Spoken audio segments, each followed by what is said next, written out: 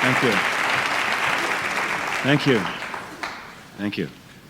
I just wanted to clear up the title of the monologue before we begin, so you won't spend any time trying to figure out what that means. This is the box here.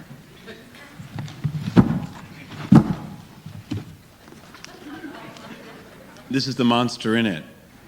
It's a book I've been working on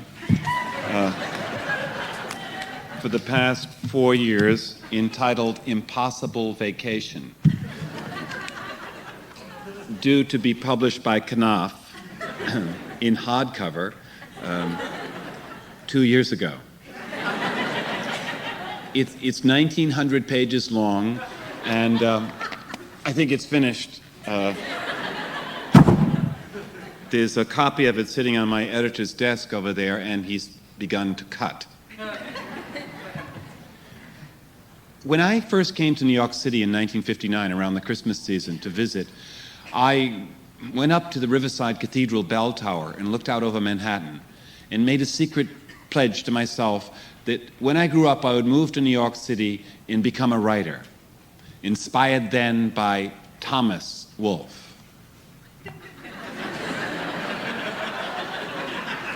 And I did move to New York City, but I didn't write. I got involved in theater, and the theater led to doing these monologues, and the monologues led to publications, and the publications led to getting a literary agent.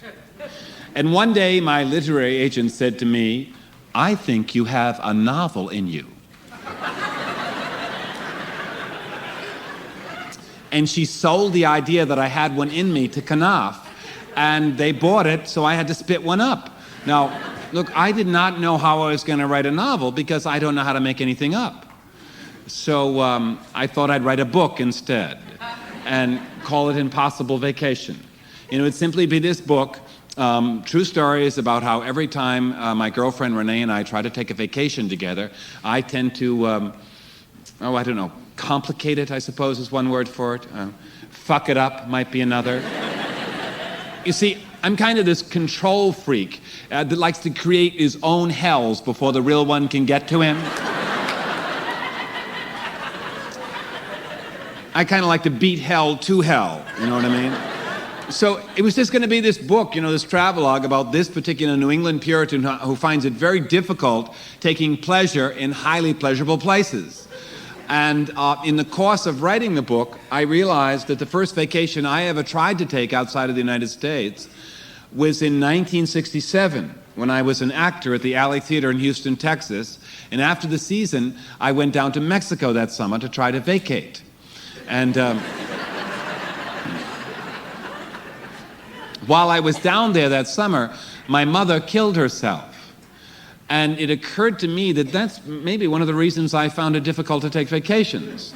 And also, it made the book grow in leaps and bounds. All of a sudden, I realized that I was working with very classical themes here about how every boy, in order to become a man, must first, in some way, kill his mother off.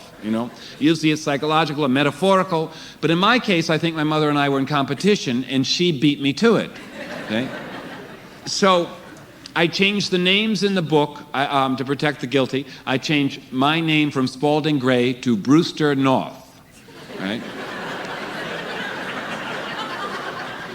So the book, Impossible Vacation, is about this guy, Brewster North, who finds he can't commit to his girlfriend Cleo, although they've been together 10 years, until he takes a vacation alone.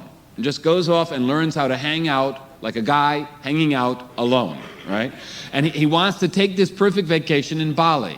And he wants to go to Bali with the money that his mother left him after she committed suicide, which was not a lot of money, but it had been in the bank for a long time. This was kind of his only memorial to her, was the money in the bank. And it had collected interest. So he's taking that money, and he's trying to go to Bali alone, right? So the book, Impossible Vacation, begins in Rhode Island, and it ends in Bali. And that's about all you need to know about the book tonight. The monologue I'm going to do is something completely different. The monologue is about all the interruptions that happened to me while I was trying to write the book. In fact, I'd have to say the monologue you're going to hear tonight is a monologue about a man who can't write a book, about a man who can't take a vacation. Now, as soon as I signed the contract for the book, I decided I wanted to give the monologues up and just write. Just go away and write. I thought the monologues were making me too extroverted. And, perhaps even causing me to panda, And I thought that I should go away to a writer's colony and just write the book. Do nothing else, no living, just writing. So I applied to a number of writers' colonies, hoping I'd get accepted. If I got accepted, that would prove that I was a writer. And I did get accepted at one of the best. I was amazed. The McDowell Colony in Peterborough, New Hampshire, where many famous writers have gone, including Thornton Wilder, who wrote that great American classic, Our Town Up There, and modeled Grover's Corners in the play after Peterborough, New Hampshire.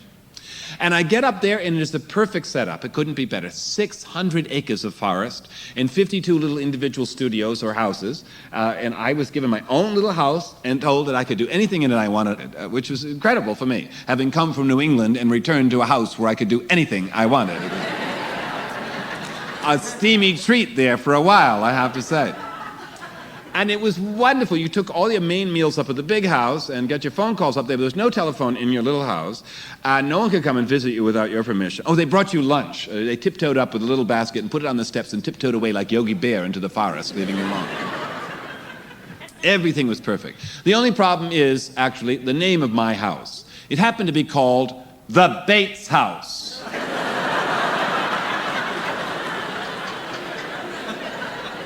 Named after Nurse Bates, who nursed McDowell in his final stages of syphilis. So needless to say, I was doing all sorts of exorcisms before I got down to the writing. And then I got down to the writing and I began writing. I was writing the entire book longhand, and I found the whole process to be awful. Just disgusting. I don't know why I had romanticized writing. It's like a disease. I mean, it steals your body from you. It's lonely. There's no audience there. It's horrible. I was writing longhand. My knuckle was swelling. I had an arthritic knuckle from the pen pressing against it. I was losing my sight in my left eye while I was writing. I was going blind in my left eye, which was horrible for me because here I was working on all my Oedipal themes. And I thought, oh no. There goes the first eye. So what do you do after you write for 3 hours? 4 hours if you're lucky, longhand. At the end of 4 hours, your hand is like a claw. And there's nothing to do but go for a walk in the woods. So I go out with my claw hand into the woods, and I walk, and I walk, and I walk, and I go back to the main house, and I drink, and I drink, and I'd eat, and I'd get up, reread what I wrote, and get up in the morning, and I'd write. And I'd write, and I'd write, and I'd walk, and I'd drink, and I'd eat, and I'd reread what I wrote, and I'd get up, and I'd write, and I'd walk, and I'd drink. And I'd drink, and I'd drink, and I'd drink, and I'd walk, and I'd drink, and I'd drink, and I just wanted to get out of there. I wanted to get out, but how could I leave? I was in a privileged position. How could I walk away from that? Something larger than me had to happen, like someone had to have a heart attack. Who would it be?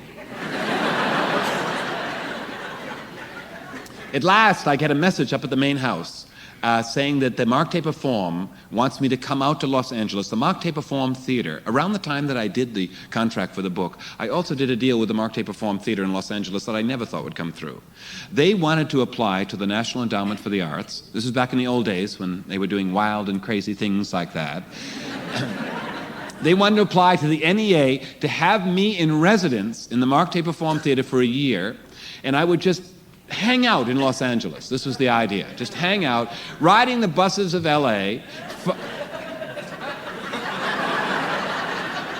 finding interesting people, or trying to find interesting people, to bring up to interview on stage about living in Los Angeles. Now, the only criterion being that these people I chose could in no way be involved in the film industry. And the project was to be called L.A. the Other.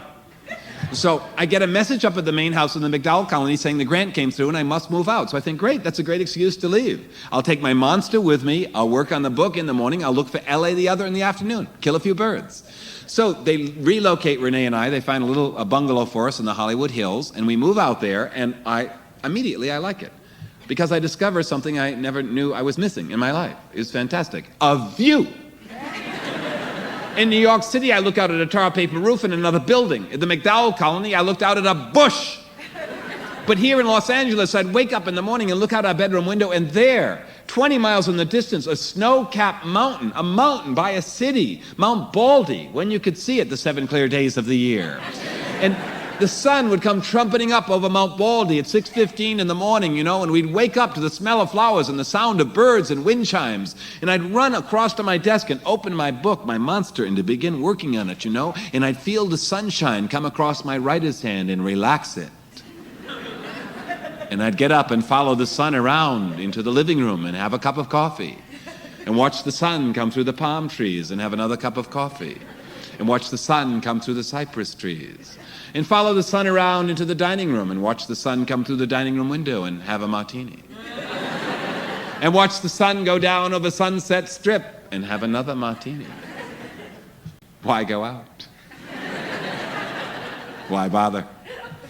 Why work on a book? The only thing to get me out of the house was my assistant, K.O., hired by the Mark Taper Forum to take me around looking for L.A. the Other. There's no way I was going to ride the buses. They come every 5 hours.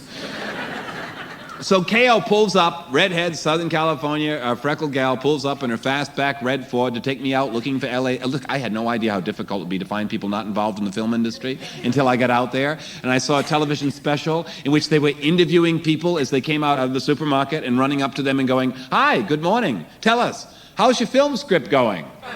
Everyone went, "What? How did you know?" Right up to the cashier. So we begin to go on our search for L.A. the Other. I don't know where to tell K.O. to drive. There's no there. We're going in circles. We're driving down to senior citizen homes. We're speaking to them, Golden Age drop-in centers. We're driving down to Long Beach to look for Cambodian refugees. We're driving over to Venice Beach to speak to people living in lean-tos. We're driving downtown L.A. I'm looking down every side street. Nothing, no one, nothing, no one, nothing, no one. Oh, wait, K.O., slow down. I just saw a bunch of people living in refrigerator cartons down there. She goes, "Nothing going on down there, dude." I said, "K.O., I know, I saw people. Look, would you slow down, please? Why don't you just pull the car over and park and we'll walk back and hang out for a bit." Have you ever done that before? Just parked and walked? That was the day I realized that my assistant K.O. had what I would call a 35-mile-an-hour consciousness. Nothing under 35 miles an hour registers on her retinas, really. She has been on wheels since the day she was born. She started with the baby carriage, went to the roller skates, went to the skateboard, now she's in the car and she's headed for the wheelchair. No one walks in Los Angeles. It's an old story, but I'll tell it again. No one walks in Los Angeles. No one walked in my neighborhood. How could they? There were no sidewalks. I was the only one that walked in the street, dodging cars. I never saw any of my neighbors on their front lawns. I never heard any sounds coming out of their houses. I just saw their houses and heard birds and wind chimes. It was like a neutron bomb had hit and left birds and wind chimes.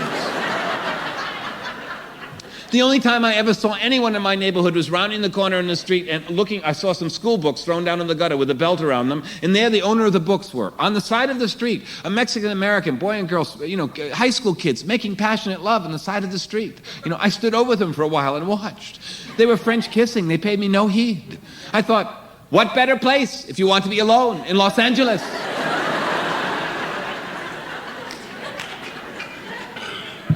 So I'm up and I'm working on a monster. I'm able to work on the book and I'm right up to here. I'm right up to this section where the character is trying to help his mother through a severe nervous breakdown. It's the summer of 1966. And she's having a very difficult time and he wants to help her through it. At the same time, he knows that he must flee the nest. He must get away from home or he'll never have a life of his own. He'll be sucked down by it all. And he wants a life of his own. He wants to become an actor.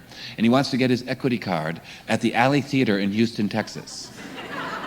Has a very good reputation at the time. Also, that season they were doing Chekhov's play, The Seagull. And Brewster felt he was absolutely perfect for the role of Constantine, the young writer. Perfect because he was sensitive, very sensitive like Constantine.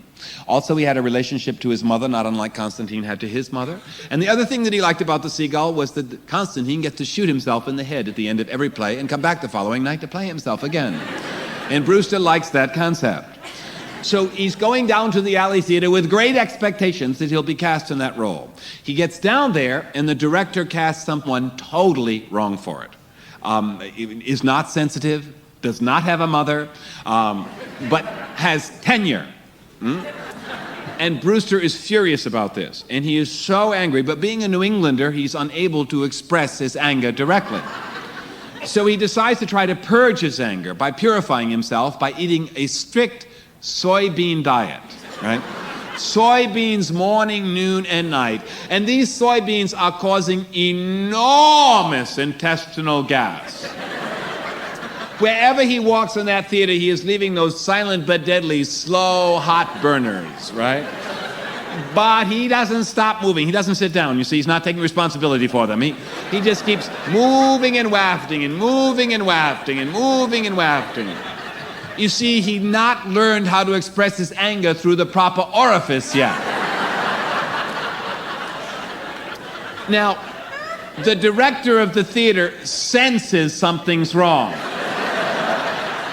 And she decides to give him a better role in the next play, The World of Shalom Aleichem. So it's about little bunch of swag who has such a difficult life on earth that when he gets to heaven, all the angels bring him prizes and rewards, and Brewster gets to play the lead angel. So every night he stands with 4 other angels behind him in the wings waiting to come on in his white angel robe that go all the way to the floor and is held down with lead sinkers, lead weights. Of course, it's 1967, so he's not wearing any underwear on under the robes. And these robes act as a perfect natural gas tent. You know. 15 minutes of slow, hot burners building up under that robe until he makes his entrance like a combination of Cardinal Fulton, Bishop J. Sheen, and Life is Worth Living, and Loretta Young at the beginning of her television show. He sweeps out onto the stage. The magenta gas balls are pouring up from under his angel's robe. The other angels are weeping behind him. So I'm up to that section. I'm on a toot, I'm on a roll, I'm giggling as I write. I don't know what it is as I get up to write. It's, Renee's sleeping late, naked under the sheets. It's hot, it's hot. I get up to write that particular morning, I'll never forget it. It is so still. There's not a sound. And I sit there, frozen in that silence. And I hear this.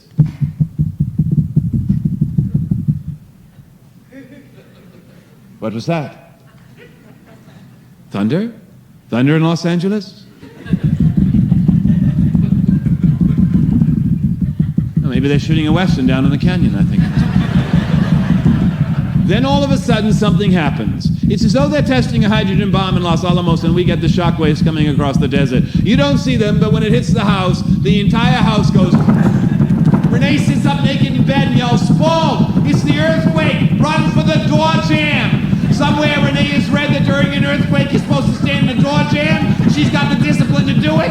My God, I'm trying to get out for the front yard. I'm running through the house in my underwear. The entire house turns to jello under my feet. I get to the front door. Renee's jammed naked in the jam. I can't get through. I'm pushing, I'm shoving. I slip under her and boom, I'm out. And they're all my neighbors on their front lawns in their underwear going, "Hi-ho, good morning. Welcome to California, welcome aboard. You survived the earthquake, you survived the earthquake." Then the entire neighborhood is buzzing. Everyone's out on their front lawns talking for weeks about, where were you during the earthquake? Oh, you're kidding. Oh, stop it. Oh, he did? Oh, no. And he thought he caused it? Oh, lover man. Oh, stop it. That's the third one you slept through, Marge. The third one you slept through. You can't insure those little statues. You cannot insure them. You've got to go out and buy the tuna fish and the distilled water. You got to make the earthquake quick. You got to look out. Look out for the big one. The big one. The big one. Look out for the big one. Then everyone stopped talking about the earthquake and went back to talking about their film scripts.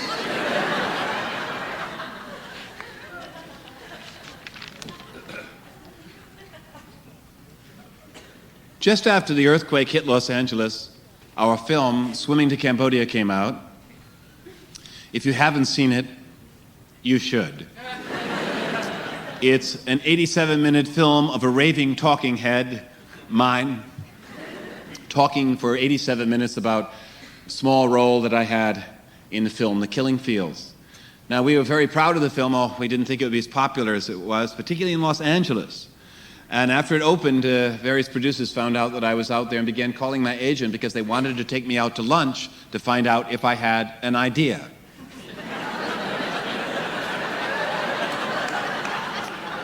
There are so few of them going around out there that you can get paid $60,000 or $70,000 if you just come up with one at lunch. And I said, Renee, I've got to go to these lunches. I've got to go to these idea lunches. This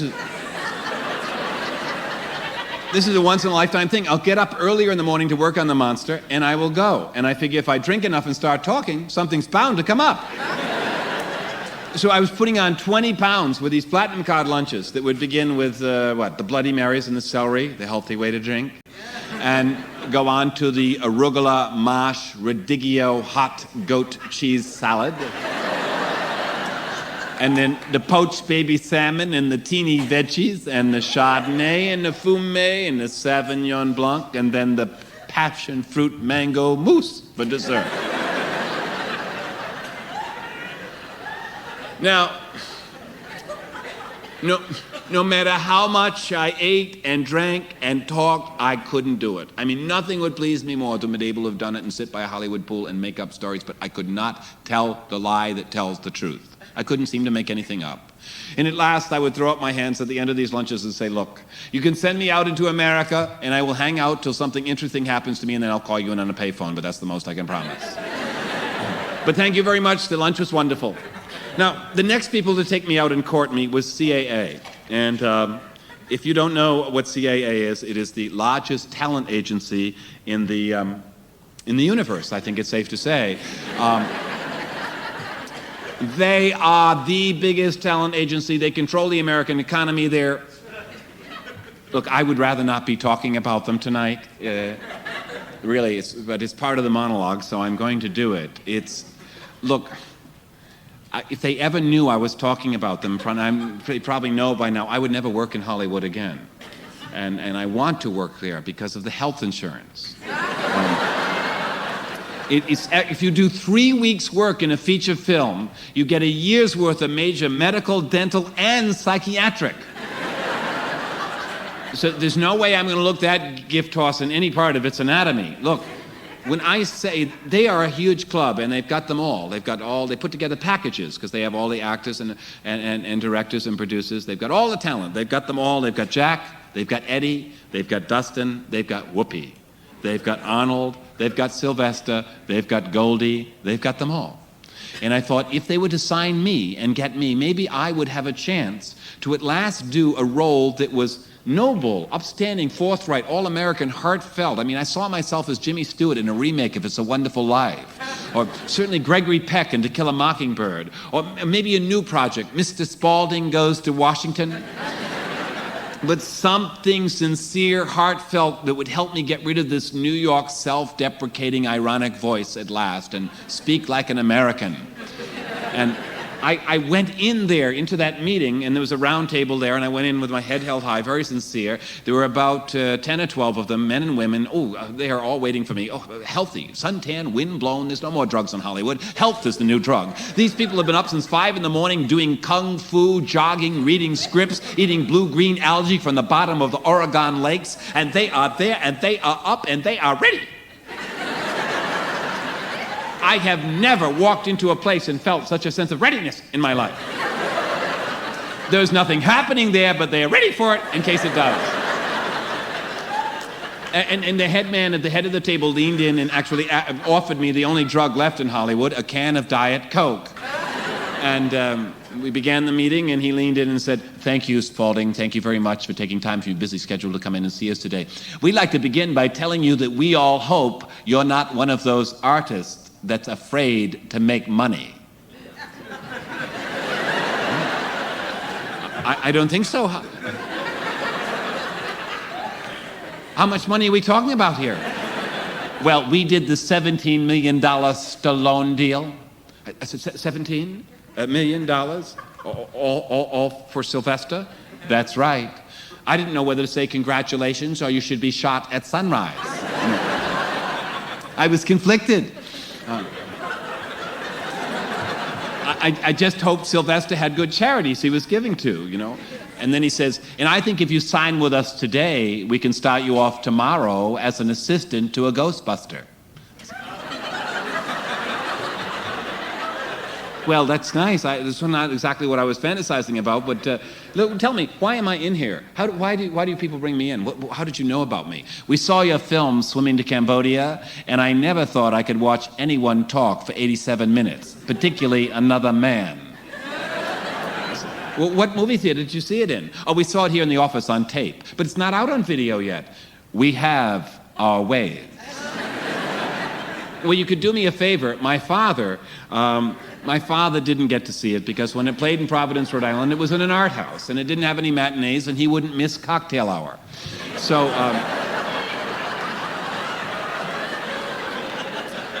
the head guy at the table just reaches around and takes like a piece of plastic fish tubing and stretches it from the wall and brings it around. Shh.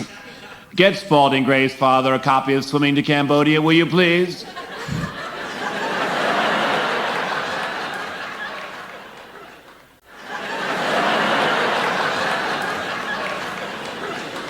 But I didn't sign. I remain loyal to my old agent, which is weird. I have this loyalty thing. I'm really a very loyal person, which is weird because I don't believe in heaven.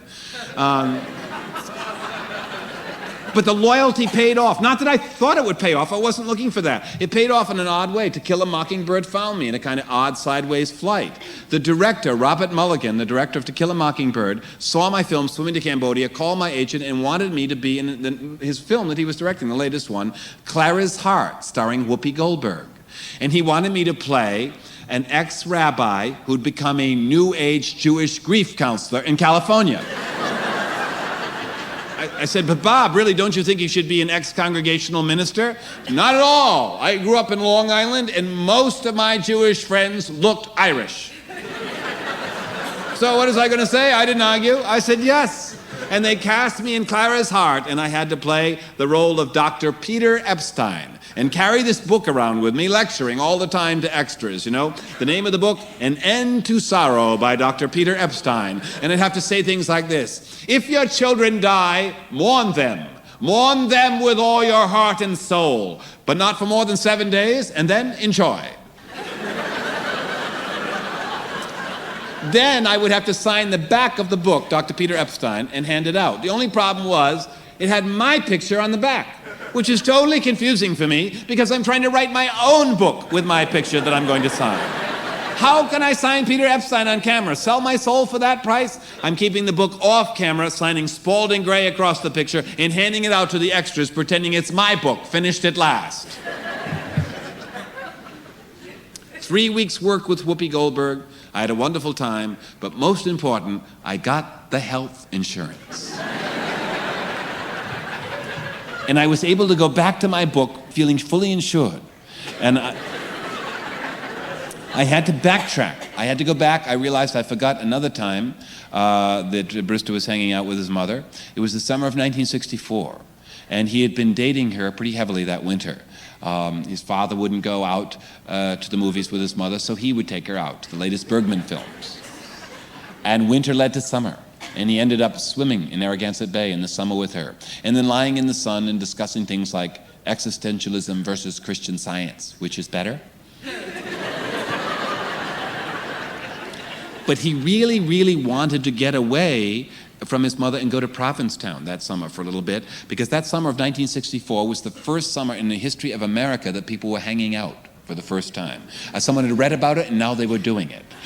They used to spend a whole summer leaning against a building, staring out to sea, without a thought in their head, no guilt, like canned vegetables. And Brewster wants to get down there and hang out, learn how to hang out. So he asks his mother if he can borrow the car. And she says yes, and he loads it up with all the provisions, her Metro-Cal instant breakfast, his father's frozen meat, his LL Bean sleeping bag, says, "Bye, Mom." Drives about 5 miles down the road, turns around, comes back, unloads everything, goes swimming with his mother. The next day, he loads up the car again with the provisions. "Bye, Mom." Drives about 10 miles down the road, turns around, comes back, unloads everything, and does not make it to Provincetown that summer.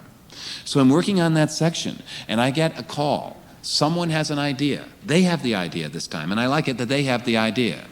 They want to sell this idea to Columbia Pictures and have Renee and I go to Nicaragua, being sent there by Columbia Pictures to research a film script idea. The idea being that we would sign up with one of these American fact-finding groups that were going down there then to explore the illegal American Contra war against the Sandinistas.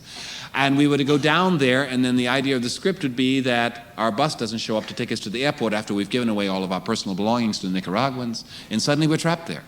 And we become equal to the people we've been observing. And it has a dark twist to it that I like. I also like the idea of going to Nicaragua. Certainly it was on my list. I mean, I would much rather be going to Nicaragua than not be able to write about not being able to go to Provincetown. Right? So I thought we'll put the book aside for a little bit and just do this 12-day excursion, and we get Columbia Pictures to send us, and we sign up without telling these people what we're doing. We just say that we're one of them with 36 earnest Americans. I mean, dedicated. I felt like trash. I felt like a spy in the House of Love.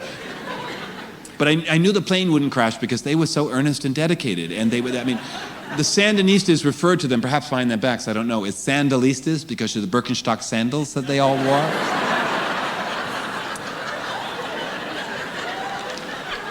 Earnest, dedicated doctors, lawyers, accountants, a pediatric dentist. And we get down there. We're staying in this ranch house that I guess before the revolution belonged to a person, now it was the people's. And we arrive, and it is in a dormitory fashion now. All the women are down one end. Renee was down with the women. I was up with the men. I was in with 3 roommates, a born-again Christian from Toronto, a social worker from Ventura, California, and a pedantics major from Berkeley. It's the first I'd ever heard of that one. And now, I wanted to get to know them, but they wouldn't talk about themselves. The born-again Christian and the social worker, they said it was not revolutionary to talk about your personal past. But Daniel, the pedantics major, would talk, but I couldn't understand him. He mumbled. He chain-smoked and mumbled. Something was wrong with Daniel. He was, green. So anyway, the fact-finding begins, and I have to tell you, it's more like the facts are finding us than we're finding the facts. It's like a re-education camp. The facts are coming to our house in droves. And the first fact that comes to our house is a Catholic nun named Mary Hartman. Now,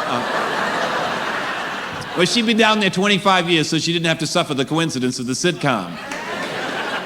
Mary Hartman was an extremely dedicated, very skinny Marxist Catholic nun that told us about wanting food on the table now, please, no pie in the sky by and by. Afterwards, we want it now. She told us the facts about that. She left. In came an economist, told us the facts about the Nicaraguan economy. In comes farmers, doctors, teachers. We're taken to a hospital. After 4 days, it's like a primer reader, like, see Carlos bleed, hear Juan cry. I couldn't take it in. I was all fact up. I was fact up to here. I just wanted a non-factual situation to collapse into for just an hour. And at last, we're taken to Matagalpa, a hill station outside of town. I didn't know what facts we were going to be exposed to up there. But we are brought up and we're given this big lunch in a restaurant. We were the only ones in the restaurant. It was strange. It was like what they give you just before they take you to the electric chair. Up until then, we'd been eating rice and beans, and at this lunch, we're suddenly eating steak, rice, and beans, and Nicaraguan beer. And everyone is chomping down that meat. They can't wait, and it's hot, and Daniel, my roommate, is the only one not eating. He's sitting across from me, wired, and I'm taking little clips of his meat, popping it in, sips of his beer. I shouldn't have been. I really shouldn't have been because of the heat. It was 110 degrees. It was so hot. But it was a dry heat. Now, after lunch, we're brought up to this shed with a tin roof and a dirt floor, and we're exposed to the mothers of the heroes and the martyrs. And I have to tell you, this experience, this group of mothers, it's like a combination of an AA meeting and a very perverse performance art piece. You have to realize these mothers have been testifying to every fact-finding group that's come through over the years, and there's about 25 of them, and they file into the room, and they look like they've come from a foreign planet, like the planet of grief. They have such grief and sorrow emanating from them. I've never seen anything like it. I felt like I didn't have to hear them speak. We could meditate on their aura for 10 minutes and get the message. But they do talk, and they tell their stories about how their husbands were pushed from helicopters by the Contras. They never found the bodies. One woman's 13-year-old daughter was cut in so many pieces she couldn't find them all the pieces, although she tried to pick them up and put them in a bag. Another woman's son had a metal rod driven through one ear and out the other. And then they say to us, please, go tell your President Reagan to stop these horrors. Laboring under this naive idea that we have some sort of direct line to our elected officials. I mean, they could speak to Daniel Ortega. He was accessible at the time. He lived in a ranch house around the corner from us. But they're asking us to go, and we are sitting there, and I notice I can barely stay awake from the guilt I'm feeling for being down there for Columbia Pictures, and because of the heat, and trying to picture myself getting a haircut, putting on a Palm Beach suit, and climbing the steps of the White House to try to speak to President Reagan about this situation. And I look around and I see that the rest of the group is nodding out too. They can't stay awake. And they all have the tape recorders going though. The only person in the group that is awake, and I mean awake, wow, he's wired, is my roommate Daniel. Woo! He's got green sparks coming out of his eyes. He is across listening. He is listening with such intensity to these mothers that I stay awake by watching him listen. After the testimonials, the mothers file out, and Daniel comes across the room like we're on magnets. He comes right over to me and goes, come here, come over here. Listen, tell me the truth. Was I just put on trial just then for being a counter-revolutionary? Daniel, I don't think they mentioned your name once in all the conversation. No, I have to know the truth. Tell me, are you here to help me or to report on me? I said, is this man reading my mind? Does he know I'm a spy for Columbia Pictures? I don't know what you're talking about, Daniel. CIA is what I'm talking about. They've infiltrated the group. Are you one? Why do these people choose me? I'm thinking, out of 36 people, he came across to me. I said, Daniel, I couldn't be in the CIA. I couldn't be. I don't know how to make anything up, you know? If I could make things up, I'd finish my book. No, they're here. They're in the group. They're spraying my food. They're speaking through my teeth. They tried to get my passport. That's why I'm not eating. They're on me. They're on me. I said, just a minute. Group leader, could you come in here, please? No, she's the main one. She's the leader of the pack. Don't bring her in. Wow! He flips out. He begins tearing his hair from the back of his head. The entire group has to gather around him to keep him from being put in a Nicaraguan insane asylum. They gather around him like a great donut or life preserver. He's in the middle raving, tearing his hair all the way back to the house. We get back to the house, we're assigned shifts where we have to take care of him. People think it's hypoglycemia. They're force-feeding him like a great goose, trying to get the food down. And whenever my turn comes to take care of him, I'm amazed to find that I'm the least able to deal with him, which was a surprise to me because up until Nicaragua, because of the guilt that I felt for my mom, I've been seriously considering giving up show business in order to become a psychiatric social worker. This man cured me of that fantasy. If nothing else happened to me in Nicaragua, he cured me of that fantasy. I was the least able to deal with him, I think because I have a boundary problem and his insanity was leaking into mine. Every time I would get with him, I would say, no, Daniel, no, you be good. You eat your food now. You stop it now. No, Daniel. No, there's no CIA in our group. No, I don't think. No. Stop it, Daniel. No, you're crazy. Oh. At last, we did have a psychiatric social worker in our group, and she took him aside and said, Daniel, what was it you were taking in the United States that you did not bring with you here? We would barely get him out of Nicaragua. We had to sneak him through passport control. Going through passport control, he tried to eat his passport. It would have been the only thing he had eaten since he was in Nicaragua. We get him back to the Los Angeles airport. A stretch limo shows up. I hope it's his mother. I hope they're taking him for arrest. We don't stick around to find out. I go back to the house. I'm pacing around the table saying, Renee, what are we going to do? Columbia Pictures paid us to write a script. They're giving us money to write a script. I didn't see anything of Nicaragua. I didn't see a thing. I couldn't tell you what I saw. All I saw was the inside of one pedantic, psychotic American's mind. What are we going to do? She says, Paul, we'll make something up. I said, Renee, I don't know how to make things up. That's why I went down there to make a study of these people. If I could make things up, I'd finish my book. Well, I'm going to make something up. You go do what you have to do. So I go into the table and sit down to see if I have any distance on my book, and I open it up, and I cannot concentrate. My God, the sun is pouring across the desk. It's 92 degrees in November in Los Angeles. I'm going, when is this sunshine going to stop?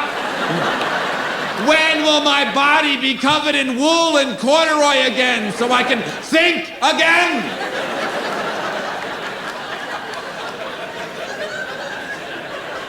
I look over, my answering machine is on overblink because of all the messages coming. Wow, wow, wow, wow, wow. It's reaching out at me because of swimming to Cambodia. Everyone's calling, everyone wants something. I decide to put the book aside and take the messages off the answering machine. The first message to come off the machine is from HBO. They want me to do a new HBO special in which I travel around the United States interviewing people who have just been taken aboard flying saucers. And I'm saying, oh yeah, no, I don't see it as an insult at all. No, it's right up my alley. Oh no, I'm sure they're out there. Yeah. Oh, I'll be down in the morning to talk details. I hang up. The next call to come off the machine is from an independent filmmaker from India. He's seen my picture of swimming to Cambodia, the poster, and he's had an epiphany. If you haven't seen the poster, there's a picture of my head, very distressed expression on it, and I'm coming up out of the water, surfacing, the head is surfacing, or just going down, depending on how you look at it. Here's how he looked at it. He wanted to bring me to the Kumbh Mela, which is a religious festival in India that happens every 7 years. And it takes place around the Maelstrom, where the three holy rivers come together, the Jamal, the Saraswati, and the Ganges, and this great boiling, roiling, huge whirlpool. And 2 million people go down there every 7 years and sit by this Maelstrom, and they begin hurling themselves in. Those that are holy pop up like corks. Those that aren't, under and drown. And he wants to take me there, throw me in, and film my reaction. This is the only telephone call that Renee intercedes on. I hear from the other room saying, Spald, do not return that phone call. And I'm pacing around the desk and I'm trying to think. I've got the monster here and Mikhail's outside, LA the other. Kale, I'll be right out. Just drive around the block. I'm on the phone with my agent and I got to put on a Palm Beach suit and I have to go to President Reagan and the mothers of the heroes and the martyrs and Thanksgiving's coming. And Renee is saying, Paul, please, can't we go east for Thanksgiving? Can't we go to New York, please, just for Thanksgiving? We'll never recognize it out here. Please, I want to see my friend. All right, Renee. All right, please, listen. This is the last time. I'm going to put everything aside. And this will be the last interruption. We take a cheap 5-day excursion ticket to New York City, and the morning we're supposed to fly. I'm up brushing my teeth. Renee's still in bed, and I hear her cry out, say, Spald, I have a spider bite on my thigh. I said, Renee, don't yell like that. On the morning we're supposed to fly. What is it? A spider bite? What do you mean a spider bite? What would a spider be doing in bed with you in November, and why didn't it bite me? Look, oh God, look, put some calamine lotion on it. It should dry out. So we put some calamine lotion on the spider bite, and we fly. And we get to New York, and on Thanksgiving Day, Renee spends almost the entire day lifting her skirt, showing her friends her spider bite. It's now turned into blue shingles that are creeping up her leg. I'm in bed with the covers over my head. I don't like the looks of it, I'm afraid. I don't know why. The following day after Thanksgiving, we have one day before we're supposed to fly back to Los Angeles, and I have all these invitations because of swimming to Cambodia to go to new films that are screening in town. And we have an invitation to see Cher's new film, Moonstruck, at the Museum of Modern Art. And I think, well, sure, I'll give it a try. Why not? It's free. So I tell Renee that I will meet her there, and she arrives early, and it's cold, so she goes in the public library across the street to warm up. And I arrive, and I see her coming out of that library, and I see her face. Oh. I see it now, her white face, that black beret. She's distressed. She's coming toward me like someone's had a heart attack, or she's read a letter of mine she shouldn't have read. And she comes over and puts her hand on my forehead and says, Spald, have you got a fever? I said, Renee, no, I don't. What happened? Spit it out. What happened in the library? I went into the library and I walked in and there was this book there, so it was waiting for me. And it was open to color photos of all the rashes that you get when you have AIDS. And mine was there. I said, wait a minute. Now, you're Renee, right? I'm Spalding. Why did we come east for Thanksgiving? Why aren't we in Los Angeles? Denial. Now, wait a minute.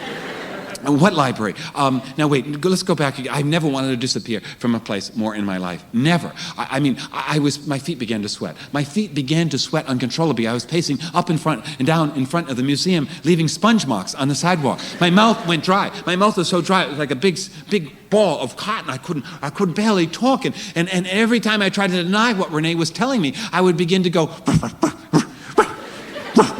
I was barking like a dog in front of the Museum of Modern Art. I was barking and pacing, and Renee said, Paul, calm down. Let's go in and watch Moonstruck and try to forget about it for a while. My God. It's she that has the rash. She's able to lose herself in the movies. I go in, I'm not able to lose myself. I'm trying to lose myself. But every time I see Cher on the screen, I don't see Cher's face. Instead, I see a projection of that sleazy, sexy, stage door Judy with the very questionable sex and drug habits that I went home with one night after a show a long time ago. But not long enough ago. And every time I see that face, I would go,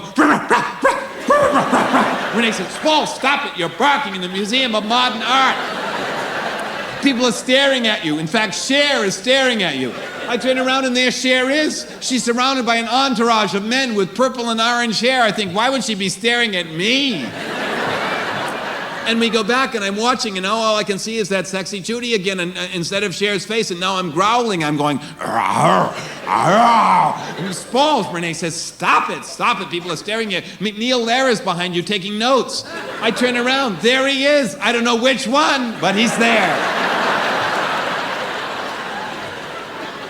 And what's amazing is every time that I realize I'm being looked at by a celebrity, every time I find myself in a celebrity's gaze, I'm not afraid of death or dying. I haven't been able to analyze that one yet. And we get back to Los Angeles, and the Spider-Bite or whatever it is pretty much dried up. But the whole event has triggered in me this irrational, off-the-wall AIDS hysteria, in which I'm now sure I'm carrying the virus. I mean, I feel like I'm about to explode any day like a disease bomb. And let me tell you, National Public Radio was not helping that winter one bit. Every night at 5, All Things Considered was playing or announcing all the new risk groups. High risk was out for AIDS. Suddenly risk was in. And you'd be amazed how many of us in this room fit into that new group. I certainly did. And so, I mean, the Christian Scientist in me was saying, simply don't turn the radio on at 5.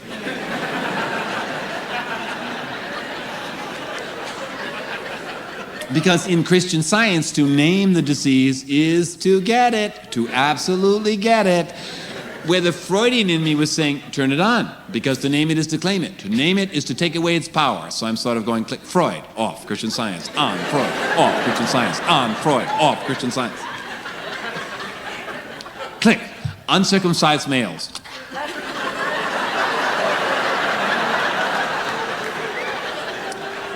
50% chance, click. HIV positive female, click. And I'm pacing around the table and my feet are sweating and my mouth is dry and I'm barking and I'm trying to write. I've opened the book, I'm there, I'm here at this place, right in the center of the book there. And it's not something I have to make up. It's an absolute clear memory of that summer of 1966. And I'm with my mother trying to help her through her nervous breakdown. And she's tearing her hair out of the back of her head and singing certain Christian Science hymns out of tune and crying out to Jesus. And I'm trying to calm her down by reading to her from Alan Watts's book, Psychotherapy East and West. You know, laboring under that romantic R.D. Laing idea that was so popular then about how every person who has a nervous breakdown is so lucky because they get to come out the other side of it with such great wisdom, provided they come out the other side. And I was trying to help my mother through to the other side. And I remember that warm July day, she curled up on the couch in her pajamas and me there, reading to her from Alan Watts, but she wasn't listening to me. She was reading from Mary Baker Eddy's Science and Health and from the Christian Science Monitor, which she was holding between us like a Japanese paper wall. And I couldn't see her, and I got so annoyed with the paper that I just reached down and went and flicked it. And she pulled the paper down and looked me right in the eyes and said, "How shall I do it, dear? How shall I do it? Shall I do it in the garage with the car?"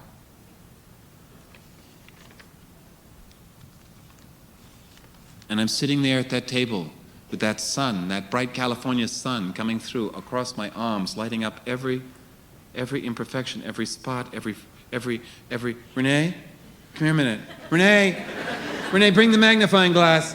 It's not a freckle.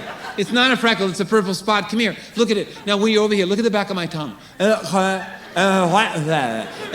my cheekbones. Is that a skull? I didn't have cheekbones like that yesterday. Am I losing weight? Paul, I can't do it. I cannot nurse you and work on this Nicaragua script at the same time. You've either got to shut up or go get tested. I don't want to get tested, Renee. I really don't want to know if I'm dying or what I'm dying of. All right. If you don't want to get tested, then let's deal with the flying saucers.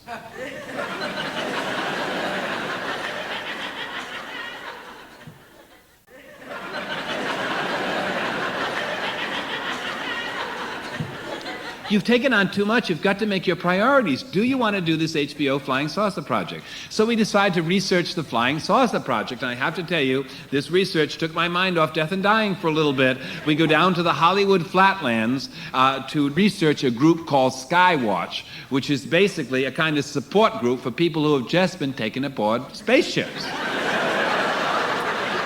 And we get down to the Hollywood Flatlands. There's a little bungalow. There's a fire in the fireplace, about 25 metal folding chairs. We find a seat. It's quite crowded. 6 people at the end of the room are getting up and testifying for the first time about being taken aboard these ships. And I have to tell you, from all I could gather, these extraterrestrials are not imparting any great wisdom to these people.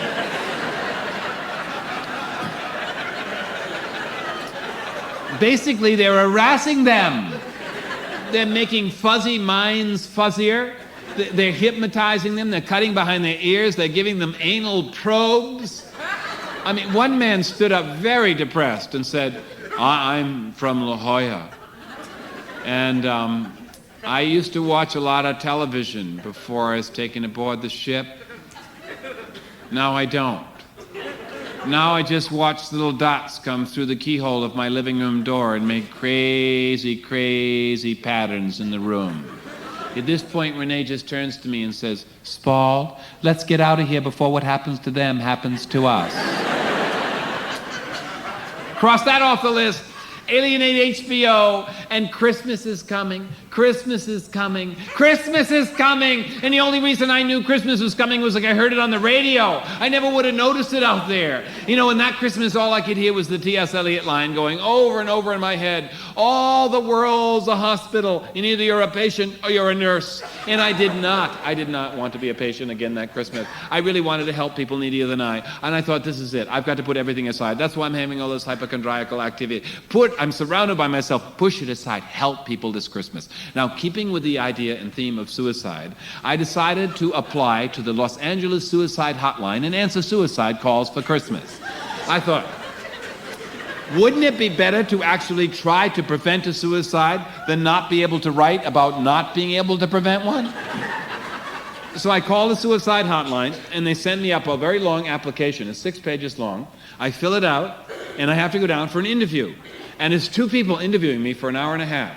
In the course of the interview, it comes up that I might have to go to school for 6 weeks to learn how to answer these calls. As soon as I hear that, I go, oh no, school?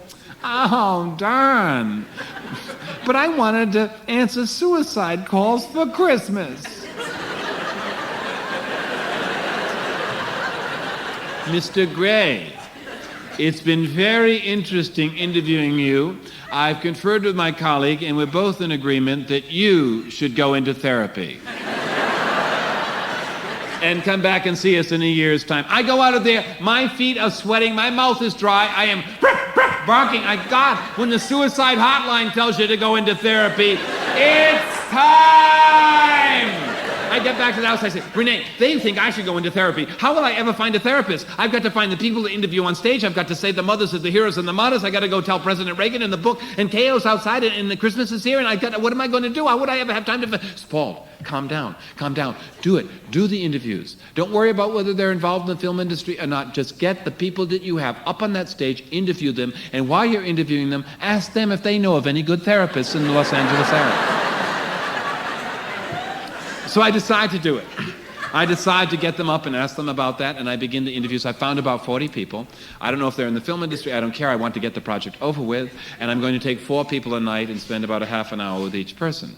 Now, the first person that I get up is a woman who begins talking with me quite rationally, and I ask her if anything interesting has happened to her recently, and yes.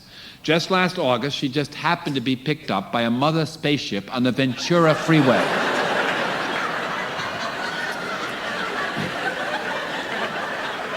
The only reason she knew she was picked up was that she was driving west on the freeway. An hour later, she was driving east, and she lost an hour from her life. She wanted the hour back. She had to be digressed, regressed, hypnotized, and then she had total recall. And she remembers the ship picking up her van, holding it, giving her a full tour. She remembered in detail everything that she saw, the terrarium, the solar heating panels, the little eyes of the creatures. I mean, the audience was silent, listening. I was silent. I'm open. When people are talking to me on stage and I'm interviewing, whatever they say is the truth. I'm not like Araldo or Morton Downey Jr. or Donahue. I'm able to hold up the window of disbelief for about 2 hours until I get home, and then boom. Then I open the beers, and then the judgment flows. But when I'm out there, I am open. The next person that I come up is a man that claims he's a walk-in. And by that he means, and he weighs about 375 pounds. He is mammoth. And he claims that he is so big because he has a little extraterrestrial that has walked into him and is living inside of him. And therefore he has to stay very fat in order to protect it because it's so vulnerable. And he drives up and down the California coast doing workshops in churches in which this extraterrestrial speaks through him. He channels it through him. And after it talks about whatever it talks about, he goes to Denny's and orders 15 milkshakes to put on weight to protect it. After about 2 weeks of interviews like this, I finish the project and stagger off stage thinking, my God, I'm glad that's over with. I did not find a therapist, but, at least I did the project and I found people not involved in the film industry, although they were all making their own private movies all the time. And I stagger into the dressing room, collapse in front of the dressing room mirror and think, whew, well, now wait a minute, that's interesting. For 2 weeks now, I haven't thought of death or dying. How therapeutic it is to surround yourself with people weirder than yourself. And no sooner do I think that my feet begin to sweat, my mouth goes dry again, I see spots on my tongue, I see my skull in the mirror, I look, my God, I think I'm dying, and I hear this, and I rush to the door and open it, and it's my Savior. He strolls in, he hands me his card. It says, Dr. Peter Lamston, psychoanalysis. I said, psychoanalysis? No, I wasn't looking for that, I just was looking for a therapist. I don't think I have time for psychoanalysis. Spalding, I think you do. I think you have time. I think your subconscious is so close to the surface I can see its periscope. Now, immediately I liked him. I liked his sense of humor. I liked the fact that he was a psychoanalyst in this day and age in LA when everyone's doing primal scream and birthing and getting over in a weekend. This guy's doing the classical talking cure. And I want to see him. I want to visit him one time. I say, I'll come to his office. He's in one of the only skyscrapers in Los Angeles, in Century City on the 24th floor, very New York, very Freudian. But in order to get up to the 24th floor, you have to drive under the Century City shopping mall. Down, down, down, down, earthquake, earthquake, earthquake. Park the car, run to the elevator, up, up, up, up, up. And you come out, and you want to get your ticket validated, it clips so you can park for free. I went and got a haircut that day. They clipped my ticket. I went into Dr. Peter's office on the 24th floor. I walk in. Immediately, I like him. He's happy. I can tell he's happy. No matter what I say, I'm not going to depress him. He's about 38 years old. He's smiling, balding, wonderful, sweet guy. And, the office I like. I like his office very much. It's very interesting. It's divided in half. On the left side, I would have to say, was the traditional Freudian side with a black leather couch, 2 leather chairs, 3 boxes of pink Kleenex. Right? Then dividing the office in half is a tropical fish tank the size of this table, with everything in it. The pearl gouramis, the fighting fish, the zebras, the catfish, little bubbles coming out of the divers. You could free associate on those for hours. On the other side of this tropical fish tank is what looks like a children's playground in the same office. I assumed it was for children. I was certainly gravitating toward it. There was a sandbox, a little low table, easel, toys. So we begin working on the Freudian side, and he asked me, what's the problem? And I tell him I can't write this book anymore. I'm in the middle of it, and every time I sit down to write it, I feel like I'm dying, particularly of AIDS. Really? What are your symptoms? Well, my feet are sweating in a major way. I change my socks 3-4 times a day. My mouth is so dry I couldn't spit. I'm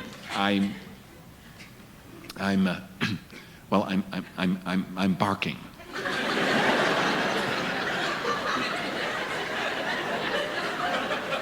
Not a lot, but here and there. Well, Spalding, I would not say that those were symptoms. What I would like to know is what's going on in that book of yours. Because whatever it is you're trying to write is probably causing this upset. Can you tell me about the book? So I begin to tell him, and we both realize the book is so big that I'm going to have to come to him 3 days a week. So we begin, I enter into classical psychoanalysis. I'm coming to him 3, and he keeps his price is right. He lowers the price, and also I have the health insurance, don't forget. So after the first session, I go to sign a check, and I don't have a pen. I'm a writer without a pen. He's a psychoanalyst without a pen. So he takes me over into the children's section, and he gets me down at the little low table. And I'm down at the little low table like this. And he comes over with a box of crayons and says, "Choose your color." So I take out a magenta crayon to sign my check, and I'm down there like this, signing it, looking up at him, towering over me, thinking, this is the right relationship. So I'm coming to him 3 days a week, and I'm driving down, under, parking, running up to the elevator, pop, I'm out. Can't get a haircut 3 days a week. It doesn't grow in that fast. So I want to get my ticket validated. I go in and find the cheapest thing I can find, so they'll clip my ticket, and I go into a stationery store, and I buy a Pilot pen for 99 cents, and they clip my parking ticket. But I stick the Pilot pen into my Danish school bag and zipper it in right away because I don't want the doctor to see it because I like signing my check with different colored crayons so much every session.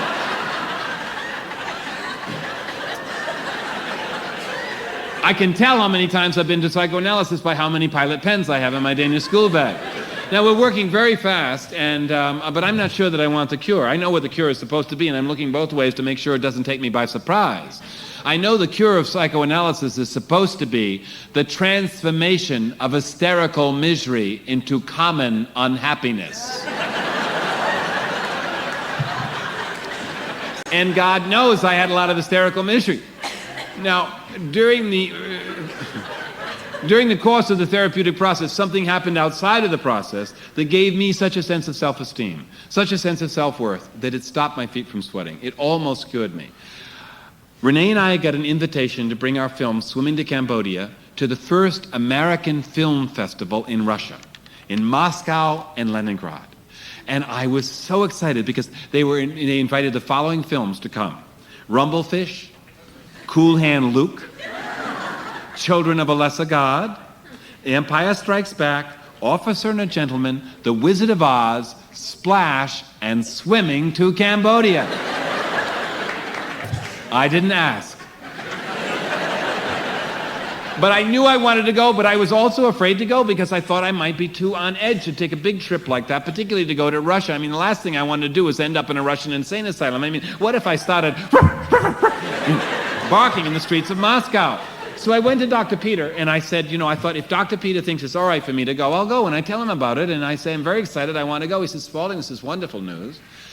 You're doing very well. Your feet have dried up. I notice you're more able to relate to me in a non-performance mode. But I want to warn you about something. You must be prepared. Russia is a very depressing place, particularly this time of year in February. The sun never shines. I said, great! I'm going!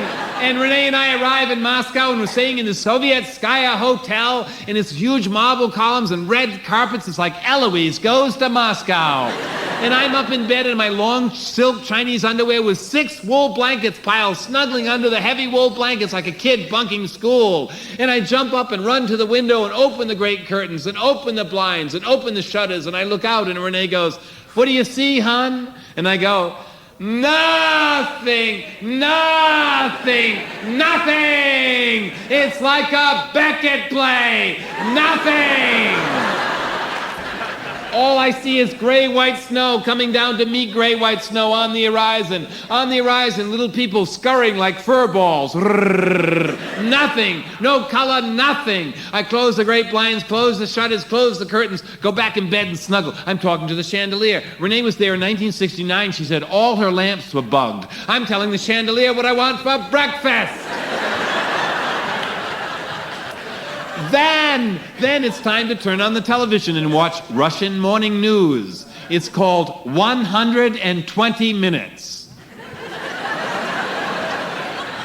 Basically, what it is two Russians, a man and a woman, reading from that morning's newspaper. And you can hear the paper.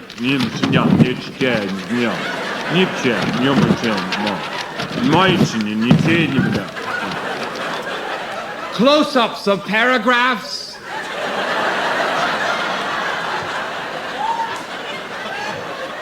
Then it's time to go down for breakfast, and it's old food. Oh, it's old. Food is old. It's old eggs cooked 30 seconds and coffee with no caffeine in it. And I don't mean decaf. I mean no caffeine. I mean niet caffeine.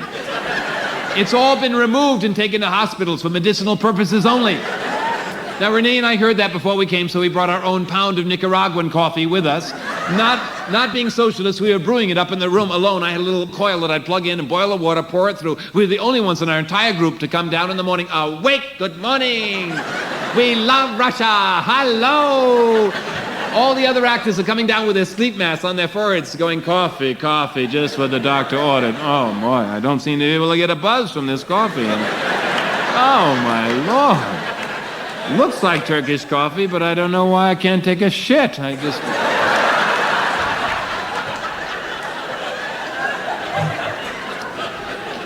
Then, after breakfast, the tour bus is waiting outside. We all have to vote. We'll see where we want to go that particular day. You might have a choice of going to a museum or going to the battleship or going to a fort, or you might go to the dollar shop to buy lacquer boxes or go to the Winter Palace. You have to make up your mind, and that's a big project in itself.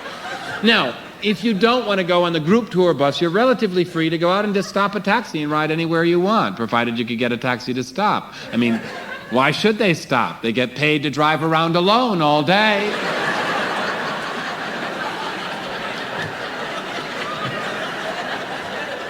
We were told the only way to get a cab to stop in Moscow was to hold up a box of crush-proof Marlboro cigarettes.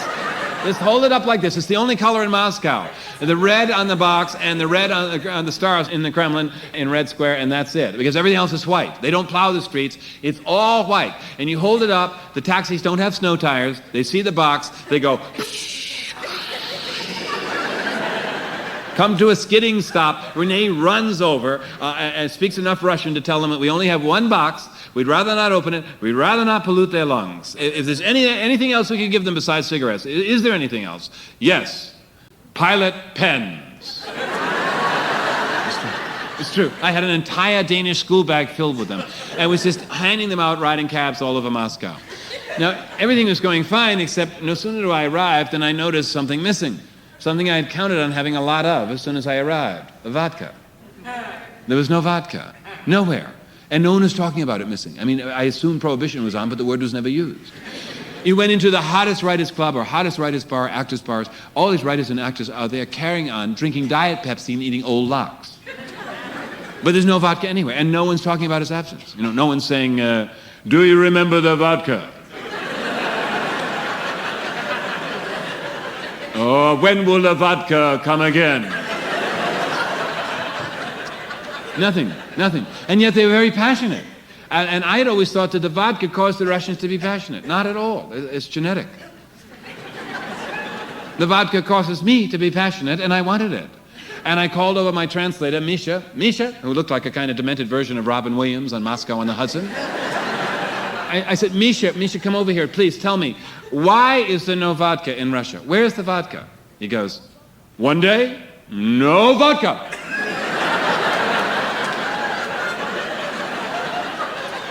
So I desperately wanted to fill up my little airplane Smirnoff bottles. I was carrying for years. I've carried 4 of these little bottles around with me.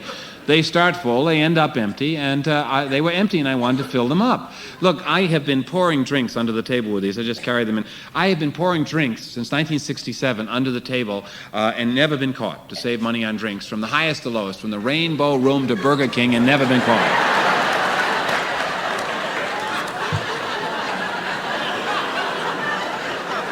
I've saved enough money pouring drinks under the table to buy a Soho loft, I have to tell you. And no, I don't do it anymore. But here's how I used to do it, and here's how you could do it if you wanted to save money on drinks. that are $5 a drink now. Now, just get the little empty airplane bottle like this. Don't pay for them. You can get them from your favorite airline. And then go out and buy a plastic half-gallon of Pop-Off. Don't spend your money on fancy vodka now, because in my opinion, there is no difference between Pop-Off and Stolichnaya. Every time friends try to tell me there is, I do a blindfold taste test and they lose. In fact, I keep a huge empty bottle of Absolute, fill it with Pop-Off, put it in the freezer, they love it.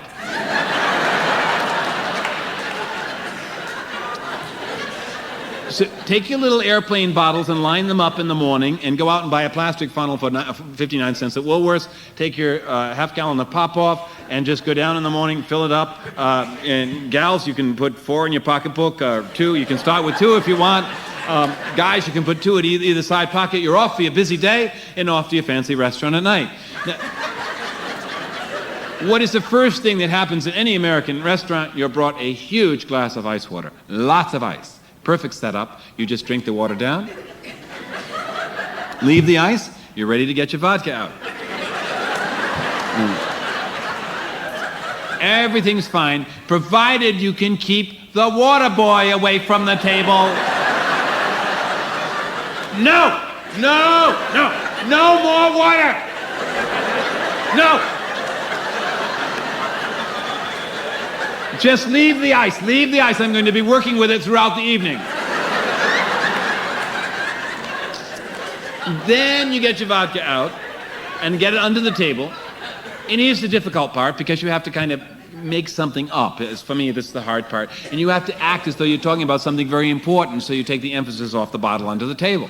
So I would suggest talking about something like a film deal or an affair, right? And just go like, No, sir. They were married then when that was going on. I know it for a fact. Absolutely, no.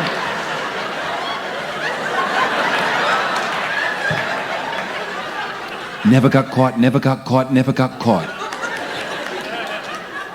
So I say, Renee, please, call down to room service and get some vodka sent up. I want to fill up my bottles. Renee says, there's no room service in Russia. I said, well, call the kitchen, do something, call them. So Renee speaks enough Russian to call the kitchen, and they send up a pint of ice-cold Russian vodka for $60 American. I'm happy, I pay it, I fill up my 4 bottles, and we're off to the opening night ceremonies for the film festival.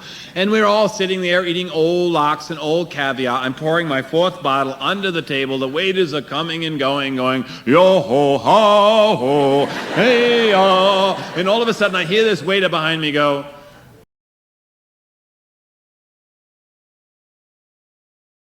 I saw that, comrade. What? Busted in Moscow for Smirnoffs? He takes the little bottle. He takes it as a souvenir. But I'm feeling fine. I've had my 4 and I'm sailing and everything is going fine in Moscow. And the film Swimming to Cambodia is being received very well. And everything is wonderful until we get to Leningrad and everything goes foul. Suddenly, the translation for the film is disappeared. We have no idea where it is. We don't know how we're going to go on with it. You have to understand that all of the films that went over had translations. None of them had subtitles. It would be too expensive. They would send a text of the film over. It would be translated. Then they would turn the film very low, and one Russian would read. One Russian would read all the lines over a speaker. If you can imagine it, The Empire Strikes Back.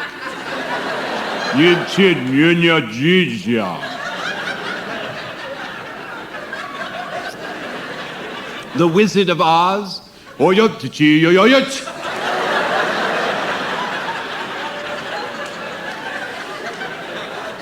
Children of a Lesser God.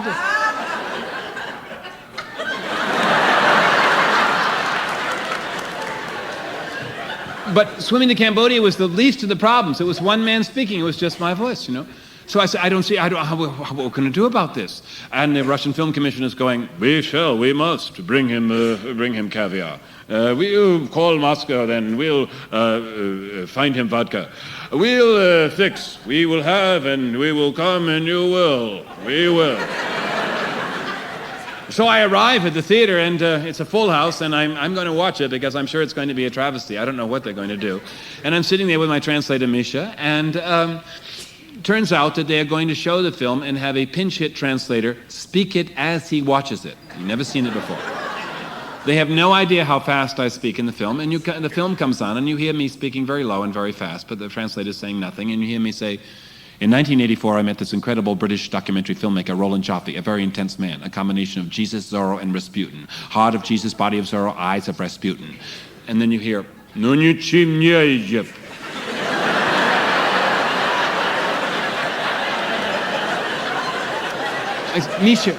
Misha, what did he say? "An interesting director you met one time." Stop the film, please. People are walking out in droves, they're shuffling, they're talking. I said, "Please, Misha, I'm going to get up and apologize." He says, "Do not go up there. They will throw fruits and vegetables at you." I said, "No, I'm going up and you're coming up with me, Misha. Come back in, please. Would you come back in? I'm sorry about all of this. We've lost the translation. I would like to talk. I heard that if I came up here, you were going to throw fruits and vegetables at me. And I have to tell you, I'm honored. I don't know where you were going to find them. And once you did, why you would waste them on me. But I have to say, I would like to try to redeem this evening in some way.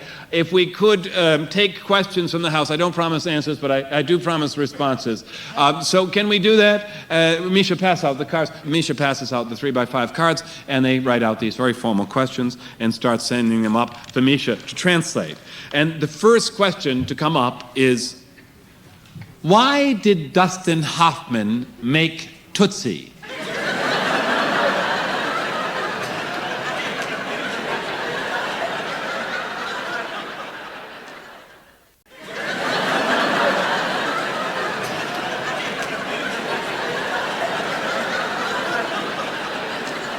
I said, "You're going to have to make these a little more personal, please." The next question that comes up is, what do you think of the following writers? Faulkner, Hesse, Thomas Mann, and Kafka.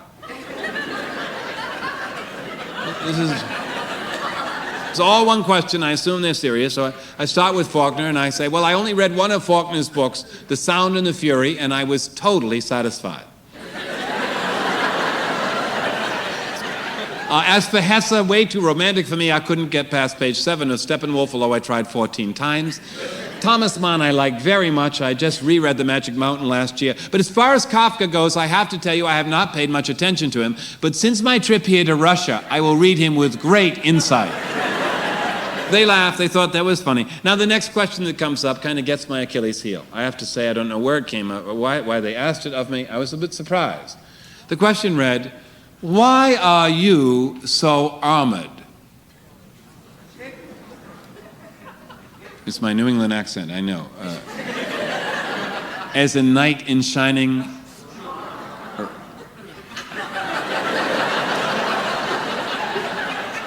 Or as in Reichian... So, look, I knew I was that word back in New England. But I thought since I came to New York, I had lost my armor. I did all my body rows and my psychophysical exercises, so I was so surprised that they would perceive me. And then I thought, maybe, I have been sitting behind a table for 10 years, and I was sitting down on the stage. Maybe they were picking up on that table energy around me, kind of, as armoring. And I thought, the last thing I want to do is appear to be armored in front of a Russian audience. So maybe I should just get up and show the Russians my body. So I stood up. It's a kind of a cabaret atmosphere. They had a stand-up microphone, and I just went over and brought it down. Misha was standing next to me, my translator, shaking all over. He had never been in front of a live audience before. He'd only done one-on-one translation. I just wanted to get up and moonwalk for the Russians, if I could have, just gone, boo. But I didn't know how to moonwalk. I'd done a body roll with a little B.B. King music, like the old days, just bump and grind, but there was no B.B. King music. So I decided to tell the Russians the story instead and tell them about how I was busted in the Hermitage Museum. Now, that particular day, we had all voted to go on the tour bus to the Hermitage, and it was supposed to leave at 10 o'clock in the morning. Well, it's no easy task getting a bunch of American movie actors and actresses on a bus at 10 o'clock in the morning, particularly when it's being run by a communist. Renee and I were traveling in Nicaragua with American socialists, and the bus was supposed to leave at 10 o'clock in the morning. There was no line to get on the bus. At 10 o'clock, the bus was simply full. One big, simultaneous, earnest plump. If you weren't on the bus at 10 o'clock, it left without you and you stayed home and did penance. Now, we were leaving for the Hermitage Museum at 10 o'clock. Renee and I get on the bus at 10. We look around. At 10:30, Carrie Fisher gets on. She doesn't see anyone. She gets off and writes another chapter to her book. Daryl Hannah gets on the bus. Daryl Hannah doesn't see Carrie Fisher. Daryl Hannah gets off and searches for coffee with caffeine in it. Molly Maitland gets on the bus. Molly Maitland doesn't see Daryl Hannah or Carrie Fisher. Molly Maitland gets off and practices her Russian sign language. Matt Dillon gets on the bus. Matt Dillon paces up and down, doesn't see anyone. Matt Dillon gets off and searches for vodka. Richard Gere gets on the bus. Richard Gere doesn't see Matt Dillon, doesn't see Carrie Fisher, doesn't see Daryl Hannah, doesn't see Molly Maitland. Richard Gere gets off and writes a letter to the Dalai Lama. This leaves Renee and I on the back of the bus taking notes. At last, the bus is off. We're 2 hours late. We get to the Hermitage at noon. We arrive enthusiastically with all our cameras around our necks. The guards at the museum see the cameras and they go, no photo. Niet camera. No photo. No. So we all keep our cameras down. The only person that has a camera that's going, one of the actresses has a video camera right here, just holding it down by her left knee. Every day she just turns it on and holds it there. For the entire trip it's running. I assume it's some sort of experimental film of some sort, you know. Moscow from my left knee kind of situation.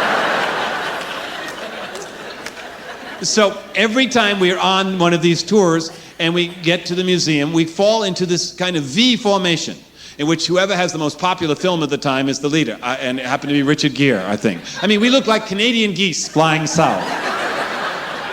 And so we line up and we're all starting through the museum in this V formation. Ooh, Richard Gere in the front, Carrie Fisher pulling up in front of Molly Maitland, Matt Dillon pulling up in front of Daryl Hannah, Renee and I in the back. And around the corner comes this other V formation of American high school students from Westchester County. They all have their cameras around their neck. They come around the corner. Their V formation sees our V formation. They go, holy shit!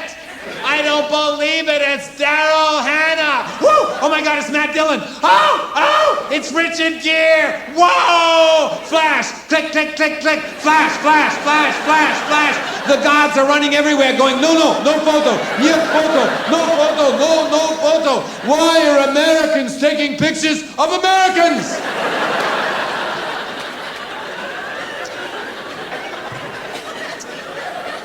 Meanwhile, I'm over in the corner. I have a few students around me. I've been recognized, thank God. I have been recognized by them. I have been recognized for being on the David Letterman show.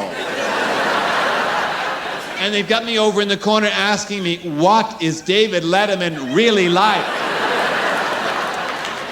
I can't concentrate because I'm so hot. I got the Chinese long silk underwear on. It's so cold outside. It's so hot in the museum. I am fanning myself over in the corner. I'm rolling up my pants while I'm talking. You know, I'm saying, well, I don't know what he's really like. You know, I mean, he's nice. He treated me fine. He treated me like a downtown artist. Maybe if it was a woman, it would have been different. I don't know. I'm standing there now in my long underwear, you see. And my pants are rolled up, and I don't know what I look like. I don't care. All I know is I'm cool at last. I feel I must look like a Bowery bomb or a Maine clam digger or something. And all of a sudden, these great matron museum guards come up, lift me up under the arms, and start dragging me out of the museum. I go, Misha, come quickly, translate. Why are they throwing me out of the Hermitage? Misha comes over and translates and says, for imitating royalty.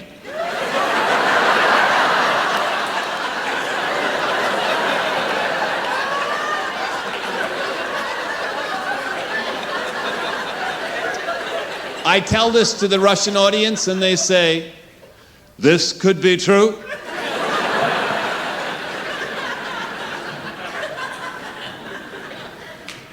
We get back to New York City. We get back to Manhattan, that island off the coast of America. And I am so happy to be back. I'm cured from all that Russian common unhappiness, and I am so honored to be able to work on the book. Now I want to finish it, and I'm almost done. I'm right to here. I'm very close to the end. The character's made it all the way. He's not quite made it to Bali yet, but he's made it all the way to Sydney, Australia. And he's trapped there on Bondi Beach. He can't quite make it to Bali yet because the two Australian airlines have struck, Qantas and Ansett. And he will not fly on Garuda, the Balinese airline, because he will not fly on any airline where the pilots believe in reincarnation.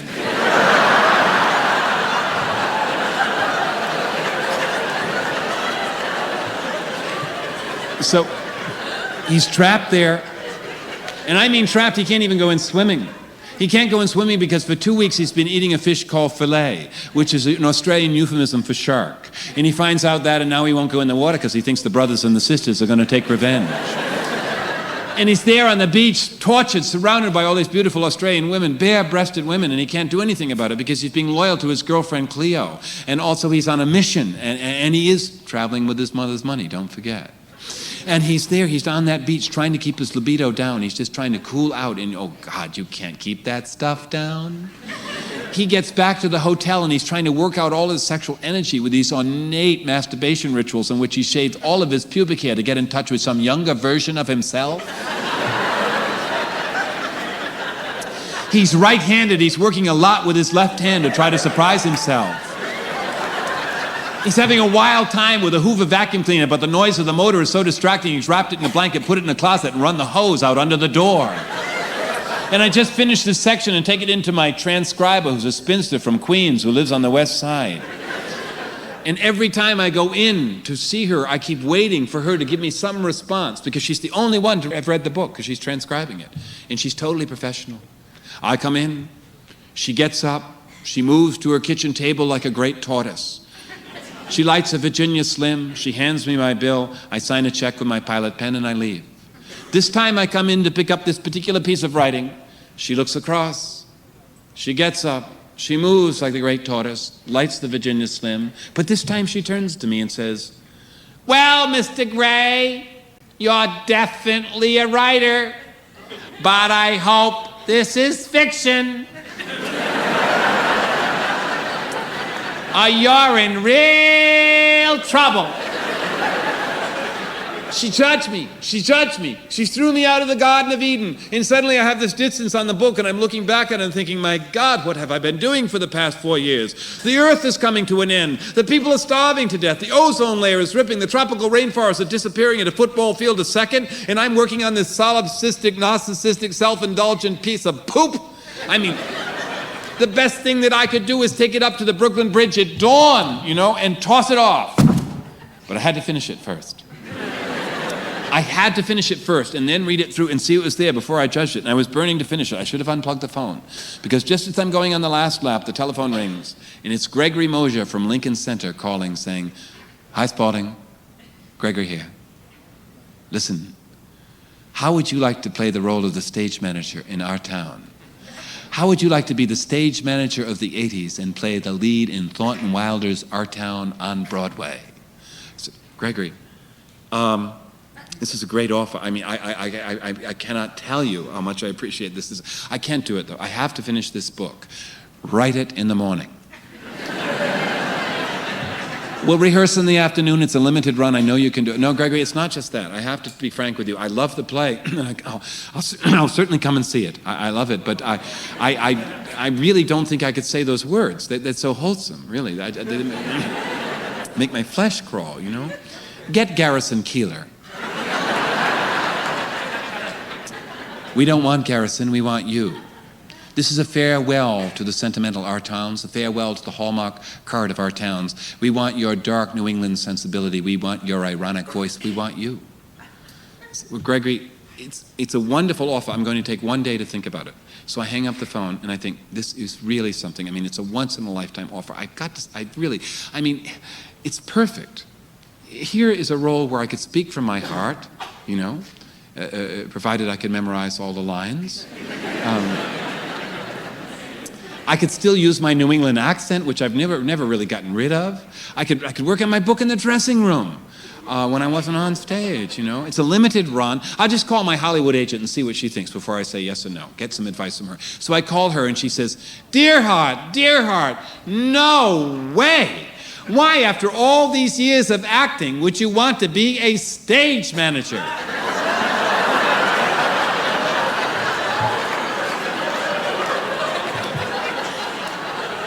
So I say yes, and da-da-da-da-da-da-da-da, trumpets blow, and the New York Times announces in the Friday section, at last we found a stage manager for the 80s. And I cannot wait. I can't wait to get to rehearsal. I jump up, I run down to the Canal Street subway stop, I run past the guy sucking the tokens out of the turnstile. I ride up in the number 1 train, buying yet another copy of the same issue of Street News, feeling so fortunate.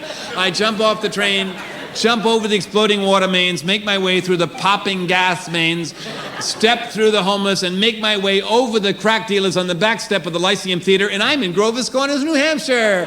La la la la la. What an oasis. Everyone's in period costumes singing, and it's lovely. And opening night is a to-die evening. Penny Ann Miller's speech, her farewell speech as Emily in the cemetery, is so beautiful. It is so, I am weeping. As I close the curtain to the play as the stage manager, I'm not acting, I'm crying. It's a standing ovation. It's wonderful. On the way to Sardis, I can't help thinking like any actor, fantasizing what the press will say about the play, and I kind of hear it in my head saying, Spalding Gray, that once traditional actor who deserted us to go underground, has returned and graced us with his ingenious interpretation of Thornton Wilder's stage manager. And I can't sleep, and in the morning I wake up and buy all the papers and dump them in Renee's lap and say, Renee, just read some good lines to me. I'm going in and brush my teeth. Just read out the good parts. I'll read the rest later. Renee, what is it? Oh my God, Spald. Oh, wait a minute. Let me look at the Post. Oh, no, it's even worse. All the critics agreed. I had destroyed Thornton Wilder. They wanted to tar and feather me and run me out of town. The Daily News said, this just goes to prove avant-garde actors can't act. Spalding Gray couldn't even maintain a New England accent.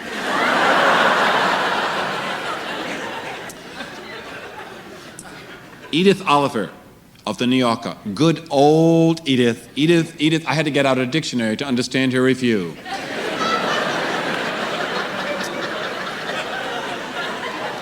Edith said, Spalding Gray's deportment was a blight to the town.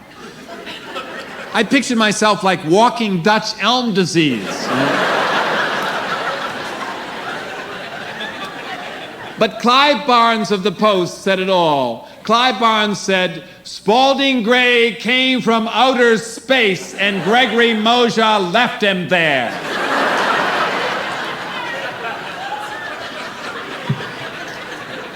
And I am broken by this, and I come in the following night after the reviews, my head down, depressed, everyone's singing, carrying on as usual. They say, what's wrong, Spald? I said, you know what's wrong? The reviews. I read them, right? No. You didn't read them, did you? We never read our reviews. Actors never read their reviews. I said, you're kidding. You didn't read those reviews? No, maybe you read yours because you're a writer. Oh, stop it. You've got to be kidding. You did not? No, why empower those assholes?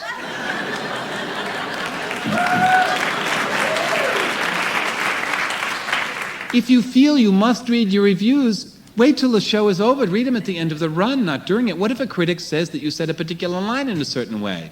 You will never be able to say that line fresh again. You'll hear that critic's voice in your head. Oh, how that happened to me.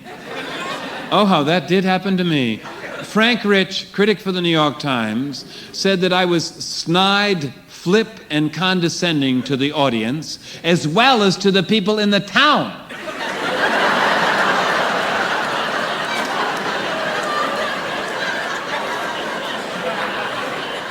And I know that I wasn't, but Frank Rich said that I was, and he wrote it in the New York Times, therefore I must have been. And he said that I was particularly snide, flip, and condescending on an opening line that he picked out and printed. One at the beginning of the play. The line simply read, nice town, know what I mean? ? So I come in the following night.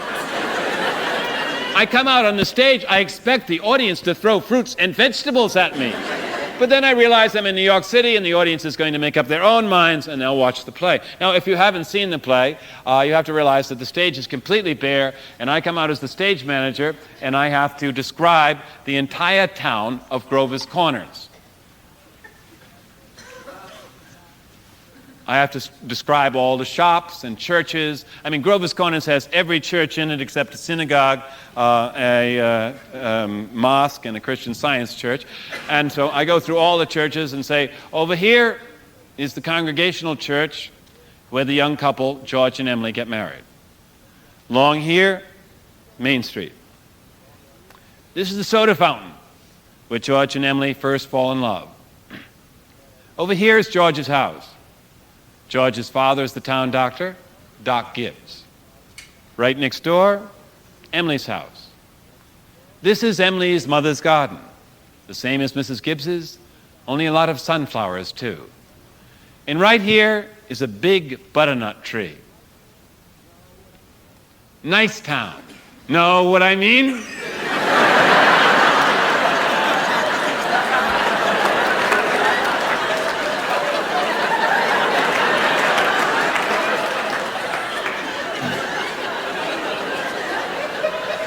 But I really liked doing the play, which was a surprise for me. I mean, I think I got in touch with Thornton Wilder's language at last. It kind of transcended anything the critics said about me and swept me away to New England, where I once came from, where I used to believe in God and eternity and all those things the play is about, before I moved to New York City and became a hardcore Freudian existentialist.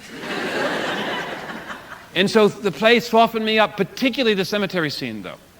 You see, Emily dies in childbirth, and they have her funeral on stage in the last act. And I had never been to a funeral before in my life, not even to my mother's, because I missed that, because I was trying to take a vacation in Mexico when all of that happened. And now, suddenly, I'm going to a funeral 8 shows a week, Emily's. And it's having this strong effect on me. It's giving me a sense of closure around the whole issue of having missed my mother's funeral. And every night they bring Emily out dressed in white, and they stand there with the umbrellas and sing a hymn to her. And they cast her body off and they leave the stage, and Emily walks across the stage in white and sits down in a straight back chair that represents her grave in the cemetery, with all the other recent dead sitting around her, staring up at the stars above. The boy, the little 11-year-old boy that plays Emily's brother, is in the cemetery, completely focused, staring up, as concentrated as any of the adults, for 40 minutes while I talk about eternity and say things like, "You know as well as I do that the dead don't stay interested in us living for very long. But they stay here until the earth part of them burns away, burns out. They're waiting. They're waiting for something they feel is coming, something important and great. Aren't they waiting for the eternal part of them to come out clear?"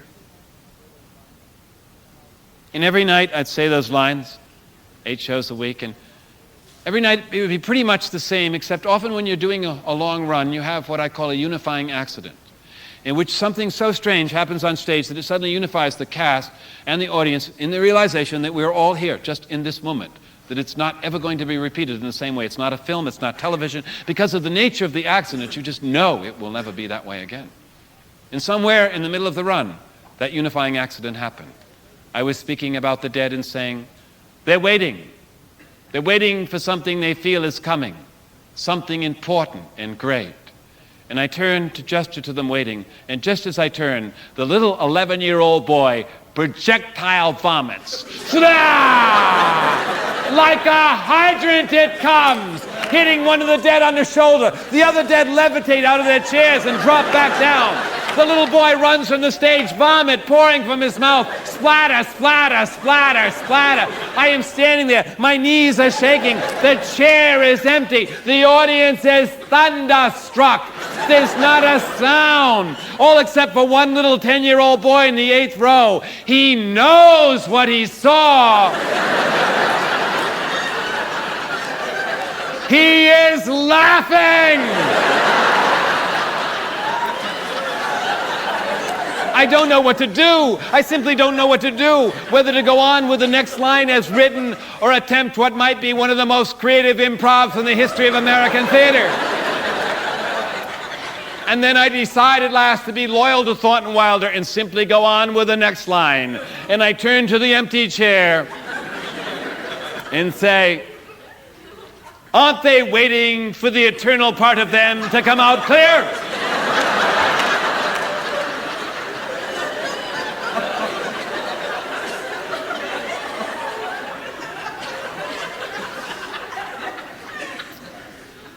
And after 3 months, we finish the run of the play, and I go upstairs to my dressing room to pack up the monster.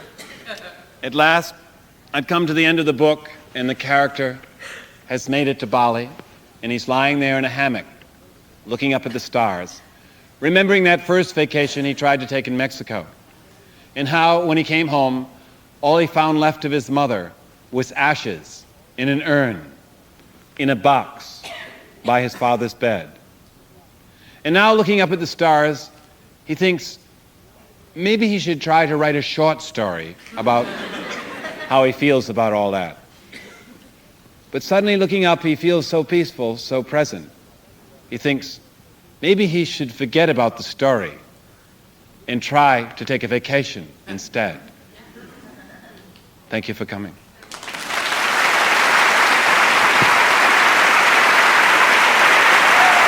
Thank you. Thank you. Thank you.